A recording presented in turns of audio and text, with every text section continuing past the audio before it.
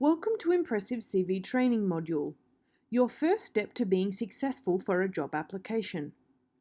We have created the term professional profiling when discussing all the tools you need to apply for a job application. So, first things first, the resume. We've all heard about this document, but in this session, we're going to take a deep dive into a winning formula.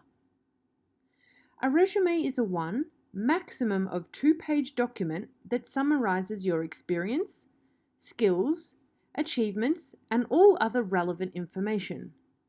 The purpose is to show that you're a good candidate for the position that you're applying for. It should be formal, professional, relevant, and brief. A resume is one of many tools that give potential employers a way to learn about their applicants quickly and easily, which is why it is so important to get right. Remember, a CV is one of many tools that gets your foot in the door. In this training module, we'll show you how. In today's session, we will cover the following from the perspective of a school or university or recent graduate's perspective. What a CV should look like, how the screening software works, how to tailor your CV, the CV content, and most importantly, where you can proofread using external available tools. Before we begin, I would like you to pause the recording for 30 seconds and think, when should you be using a CV, as it might not just be for a job. Please pause the video now. Okay, did you think of the following? A scholarship application. Many college and university scholarships require candidates to include a CV in addition to filling out an application form. Grant proposals. When applying for grants to fund your graduate projects, a CV goes a long way to instilling trust in the members of the committee awarding the grant. University positions.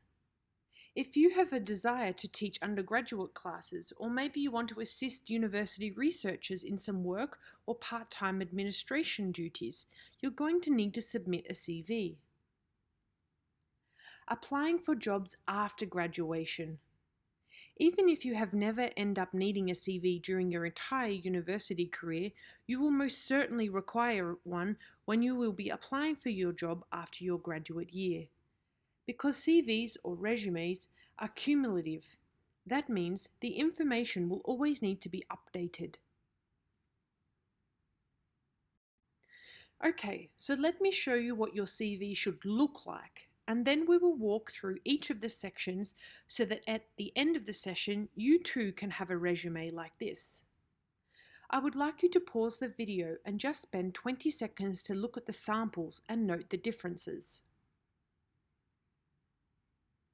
Please note, resume writing is an art. There's no right or wrong, it's just a matter of what showcases your strengths in the best method. So the resume on the left is called a functional CV. This is where all the information is analysed for evidence of the most relevant skills for the job and then arranged under skills headings. Skills-based CVs can be particularly effective for mature students or those who are in career changes. When looking at the CV on the right, you will note that everything is labelled in chronological order. The information is arranged under general headings, education, work experience, etc. And it's set out in chronological order thereafter with the most recent events first. This is the most common CV format, and many students or recent graduates could refer to this as a chronological CV. So some do's and don'ts of CV writing. Recapping, we want to make sure that our contact details are listed clearly. We want to have our professional title matching the job description.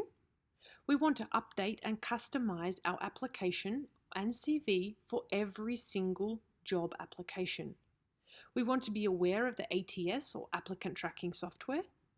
And most importantly, be aware of your digital footprint.